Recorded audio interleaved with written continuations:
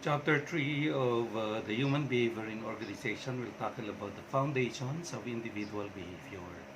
And in this chapter, it will deal with some of the more important characteristics that differentiate people from one another in an organization. Now, first, it will describe the psychological nature of people in organizations. Then, it will explore what some of the elements of people's personalities that can influence behavior in organizations and considers the individual attitudes and their role in the organization per se. Next, the chapter will also examine the role of the perception in organization.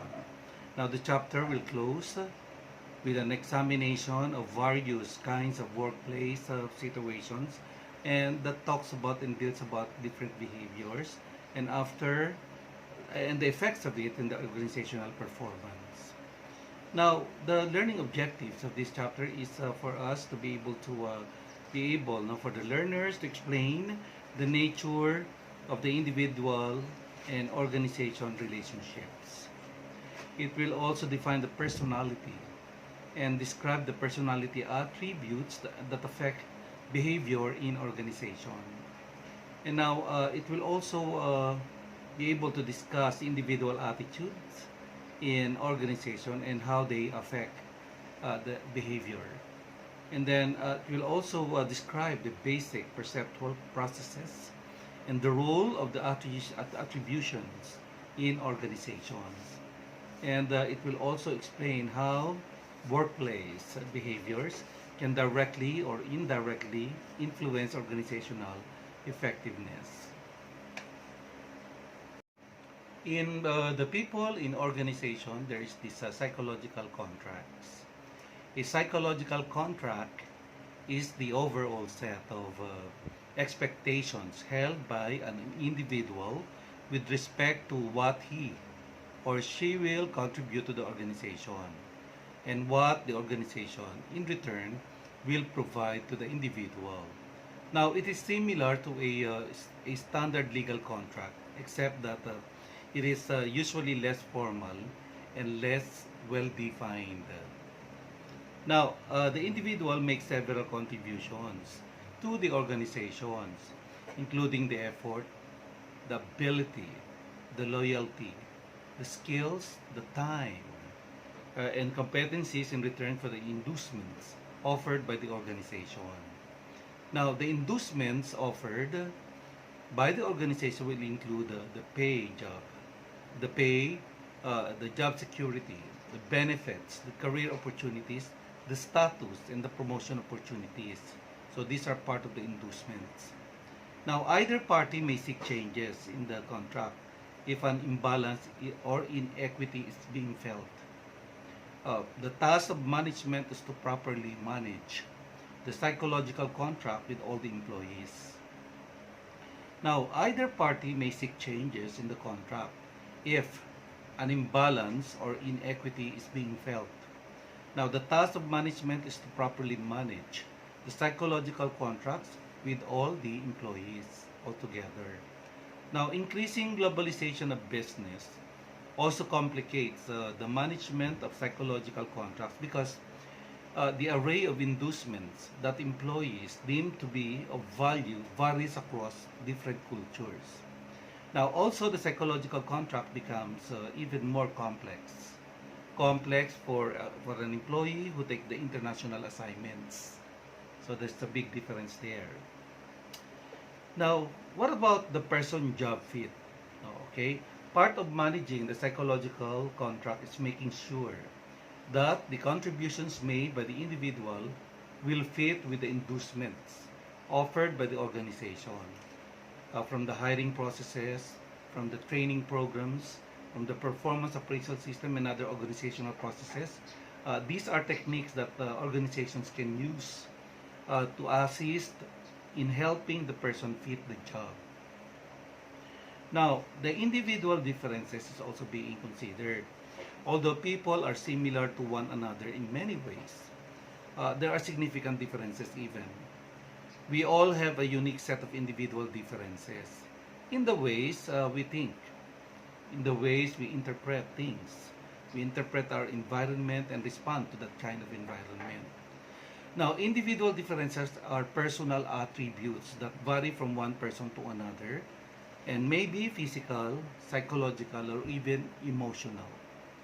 Now, the basic categories of the individual differences may include sets of personalities, sets of attitudes, perceptions, and the creativity that goes along with it.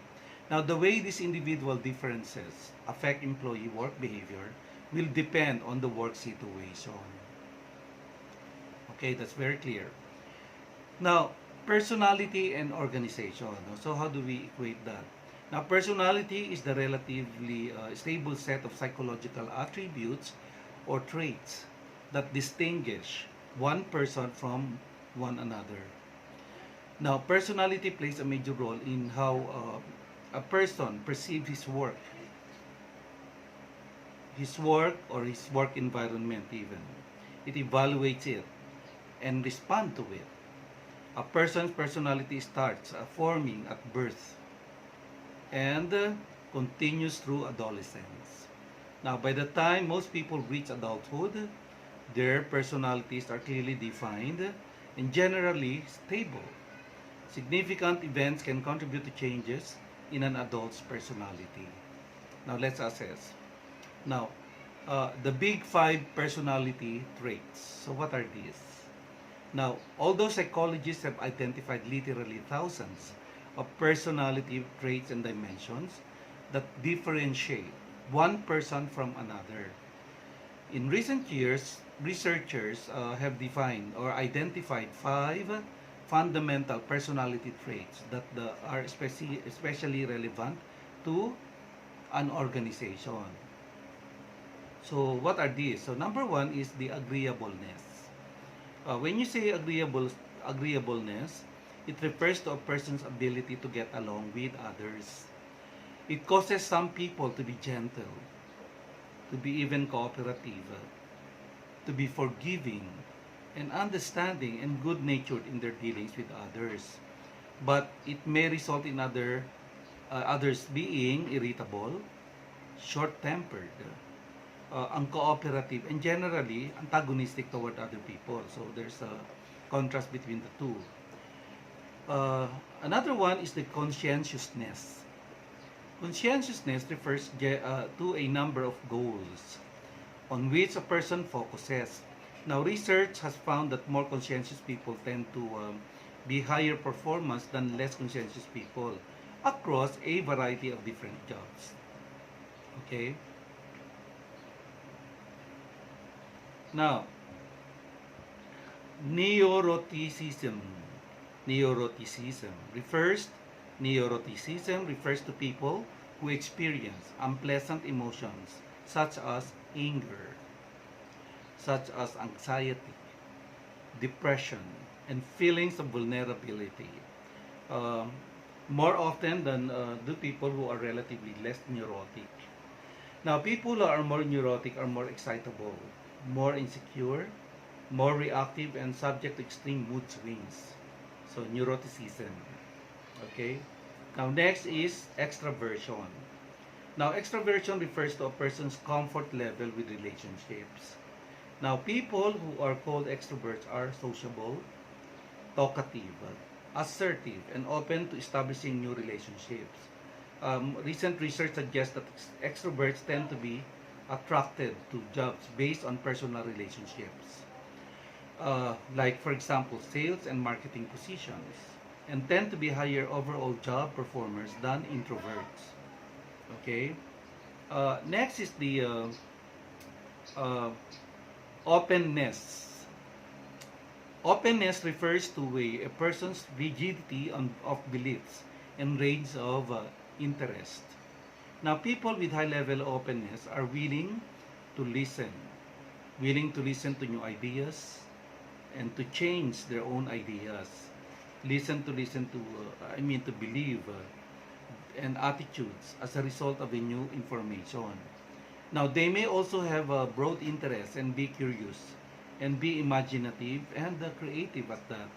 Now, openness may also indicate more receptivity to change rather than resistance to change. Okay, so if I'm going to be encapsulating, so these are the five, no, the five personality in organization, and the big five personality traits: agreeableness, conscientiousness, neuroticism, extraversion, and openness. Okay, now we go to the Myers-Briggs framework. The Myers-Briggs framework is based on the classical work of Carl Jung or Carl Jung. This framework characterizes individuals in terms of four general dimensions. So what are these? These are sensing, intuiting, judging, and perceiving.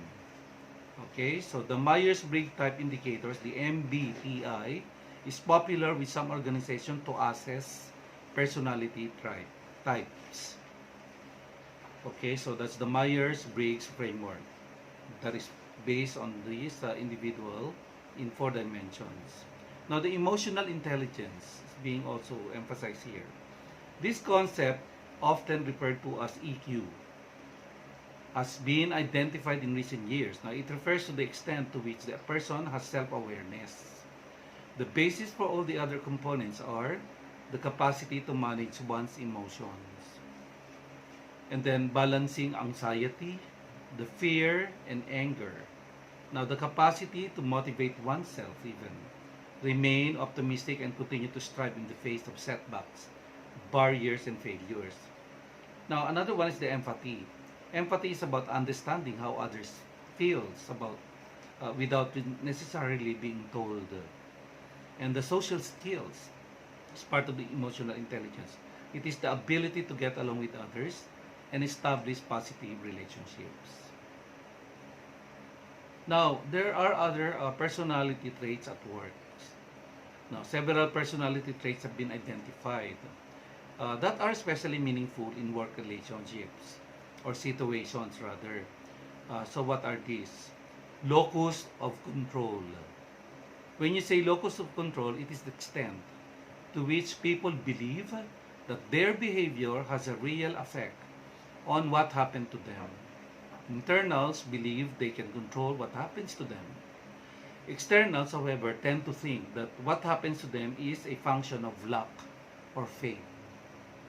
Okay, so that's the locus control differences. Next is self-efficacy.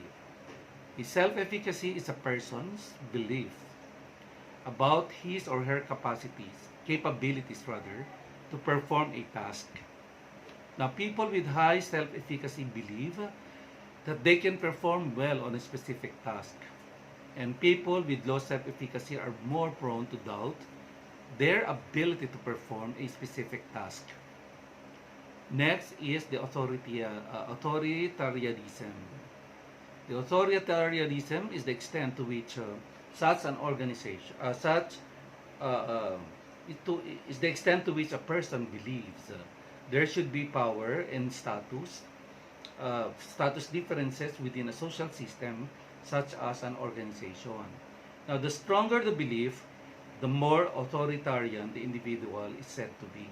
So that is authoritarianism. Machiavellianism is a trait that results in behavior directed at gaining power and controlling the behavior of others. The Machiavellian theory. Now, more Machiavellian individuals tend to be rational and non-emotional, may be willing to lie to attain the personal goals, put a little weight on loyalty and friendship, and may be willing to lie and enjoy manipulating others' behavior. So that is Machiavellianism.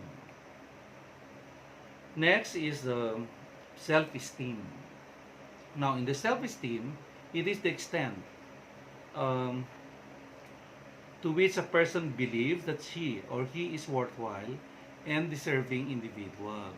Now, a person with high esteem may seek higher job status and then have more confidence and experience greater intrinsic satisfaction. So there, now that is self-esteem. Now, another one is risk propensity. The risk propensity is the degree to which an individual is willing to take chances and make risky decisions. A manager with high risk propensity might experiment with new ideas and gamble on new products. Okay. Now we tackle the attitudes in organizations. When you say attitudes are complex. These are complex sets of beliefs and feelings that people have about specific ideas, situations, or other people, and are the primary mechanisms through which most people express their feelings.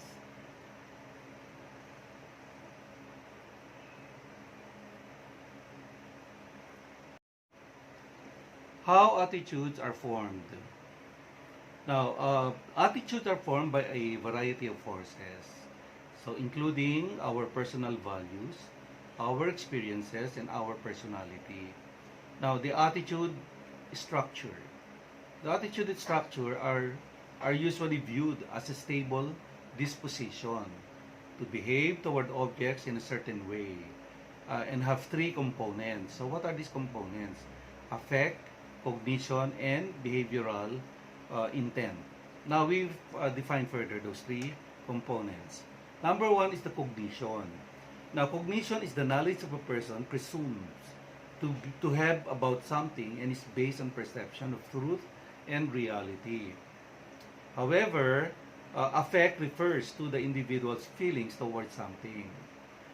And the intention guides a person's behavior and is not always translated into actual behavior. Okay, so that is the attitude structure and the components of it. Now next is the cognitive dissonance. The cognitive dissonance is the mental anxiety a person experiences. How and when? When two sets of knowledge or perceptions are contradictory or incongruent. And another one, the person behaves in a fashion that is inconsistent with with his or her attitudes. Now, the dissonance reduction is activity designed to reduce the dissonance. Okay, so that is cognitive dissonance. Now, next is the attitude change. The attitude change, here the employees' attitudes may be changed if management provides employees with information that supports the desired change. Another way to change attitude is to take actions that eliminates the causes or the cause of the undesired attitudes. Now, attitudes may also be changed through processes associated with dissonance reduction. Okay, so that's how we deal with it. Now, next, the key work-related attitudes. Number one is the job satisfaction. Now, job satisfaction is the individual attitude toward his or her job and reflects the extent to which an individual is gratified or by fulfilled in his or her work. Now, causes of satisfaction and dissatisfaction include organizational factors. So, what are these factors? Factors such as the pay, the opportunities for promotion, the nature of the work in itself, the organizational policies and procedures, and the working conditions. So these are the causes of satisfaction and dissatisfaction. Now, okay, the nature of the group factors such as co-workers and supervisors or managers, and personal factors such as individual needs and aspirations are also included. So that would cause the satisfaction and dissatisfaction in an organizational, organizational factors. Now the consequences of satisfaction and dissatisfaction are many and varied. A satisfied employee tends to be absent or less often, not going to the office to make a positive contribution in effect and to stay with the organization longer, so there are attritions. Now, dissatisfied workers tends to be absent more often, to experience more stress that disrupt co-workers and to be continually looking for another job. So that is the consequences of being dissatisfied even. However, again, as I said, a satisfied employee tends to be absent less, no, and make positive contribution. So that's the difference. Now, the organizational commitment is the individual's feelings of identification with attachment to the organization. The more committed and involved employees are, the better their attendance. Now, the stronger the intentions to stay with the organization, and the greater their job-related effort.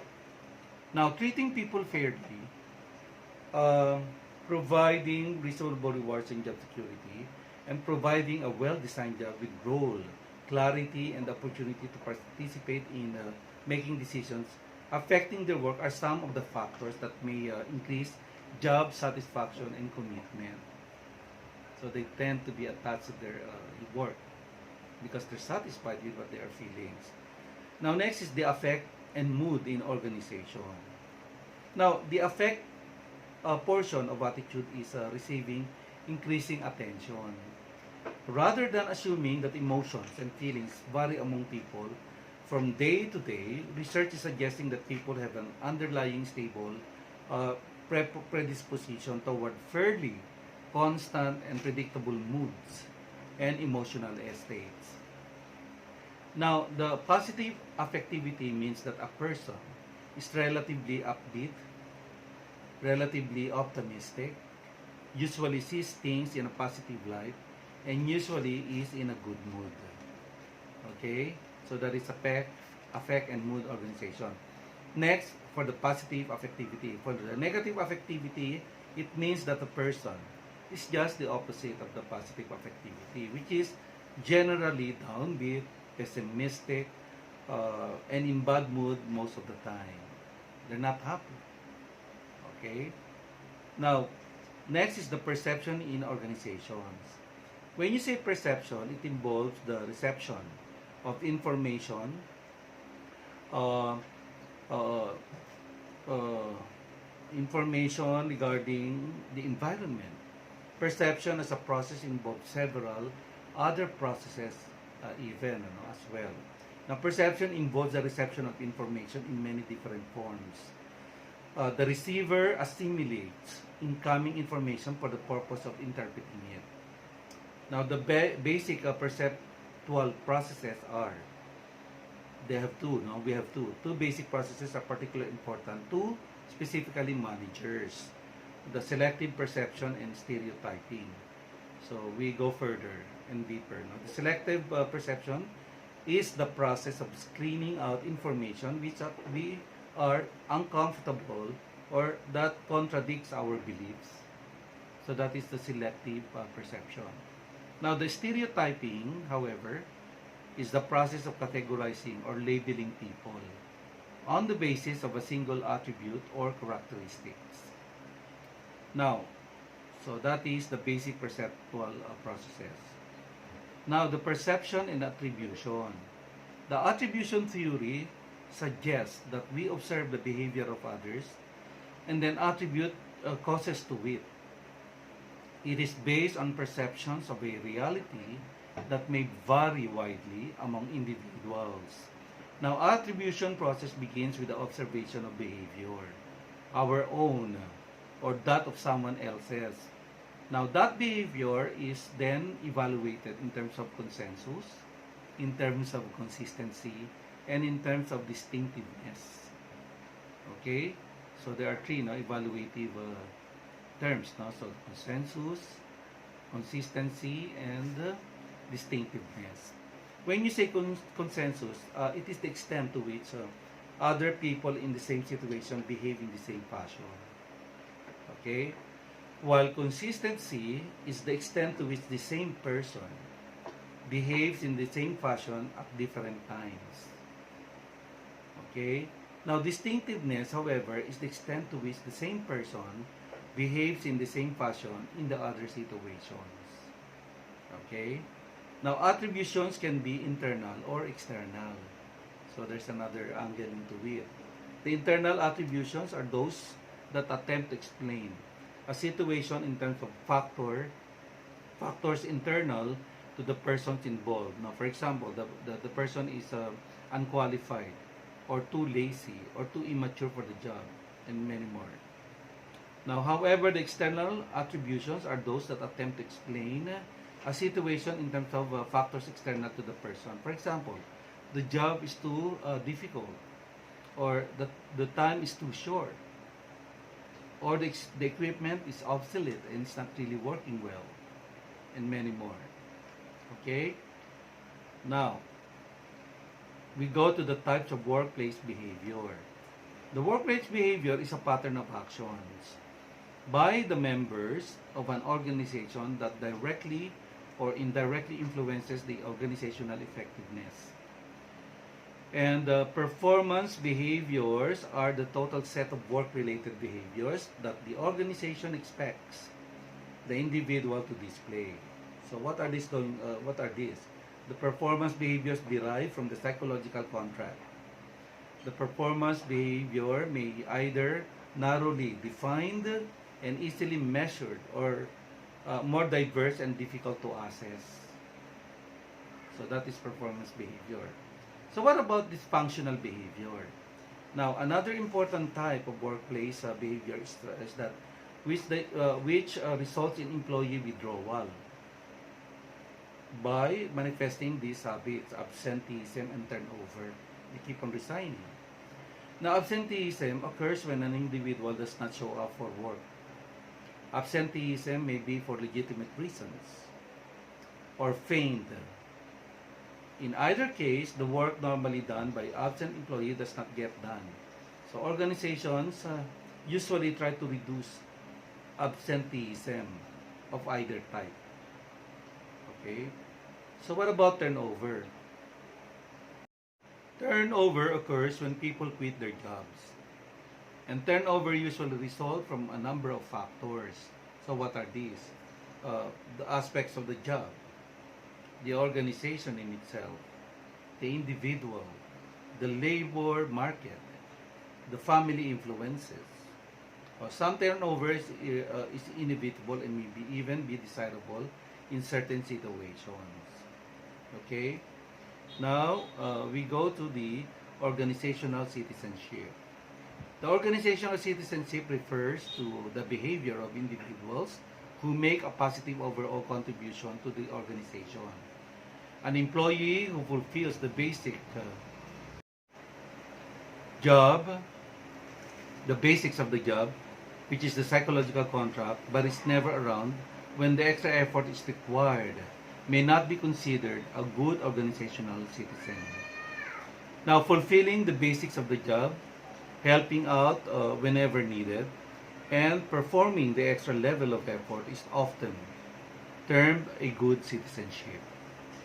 And a good citizenship is a complex mosaic of individual, social, and organizational variables. Okay? So, thank you very much for listening. So, I have already discussed Chapter 3 that cause the foundations of the individual behavior in an organization. Thank you.